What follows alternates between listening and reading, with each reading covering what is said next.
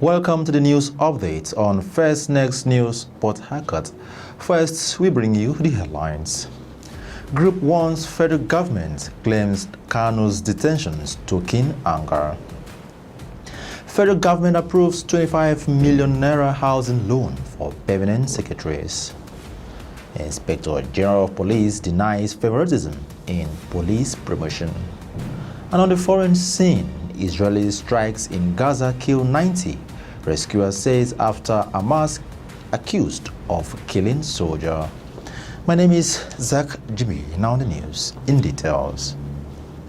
A socio-economic organization, Igboland, the Igbo Professional and Economic Development Association, has demanded the release of the leader of the indigenous people of Biafra, Mazi Nnamdi Kanu, warning that his continuous incarceration is fueling anger and resentment across the country. According to the group, it amounts to injustice on the parts of federal authorities to continue to hold him behind bars, adding that those receiving presidential pardon and being released from the prisons were not better than the Igbo leader and probably have committed worse crimes than Kanu. This was contained in a statement signed by the media community of the group, a copy which was obtained by newsmen on Tuesday. Over now to another development where we have it that the federal government has approved an upward review of housing loan ceilings for civil servants, with permanent secretaries now eligible to access up to 25 million naira. According to a memo from the Office of the Head of Civil Service of the Federation obtained by newsmen, officers on grade level 8 can now access a maximum of 8 million naira. The memo signed by the head of Civil Service of the Federation, D.D. Walsin Jack, said the move is part of efforts to improve the welfare and well-being of federal workers. Addressed to the Chief of Staff to the President, Femi Gbajabiamila, the Secretary to the Government of the Federation, George Akume, ministers, permanent secretaries, service chiefs, and chairmen of federal commissions, the memo urged interested civil servants to comply with all procedural requirements. Under the new structure, permanent secretaries can access a maximum of 25 million naira. Level 17 officers can obtain 14 million naira, while those on level 15 and 16 can get up to 12 million naira.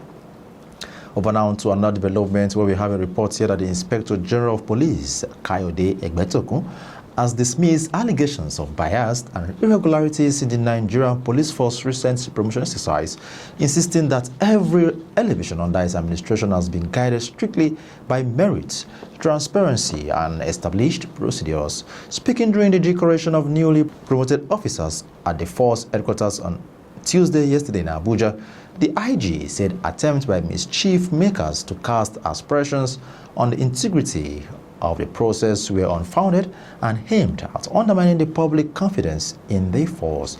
He emphasized that the force operates a system that rewards diligence, professionalism, and proven capacity rather than favoritism, nepotism, or tribal sentiment.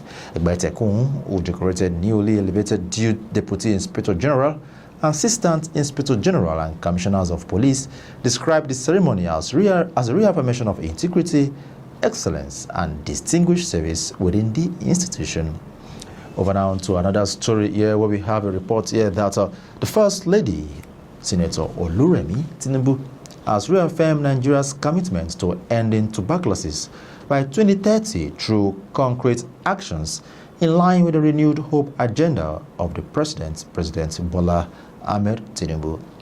According to a statement issued today by our media aide Bushola Kukoyi, the First Lady spoke as the special guest of honor at the 39th Stop Tuberculosis Partnership Board meeting held in Manila, Philippines.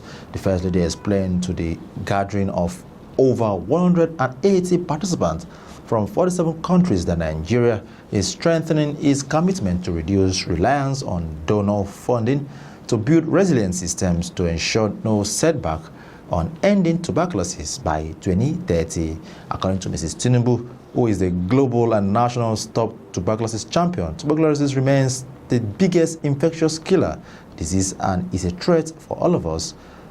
since it is airborne. She said the sustainability of tuberculosis response cannot depend solely on external assistance, but from within the nation through leadership, community engagement, and strategic national coordination.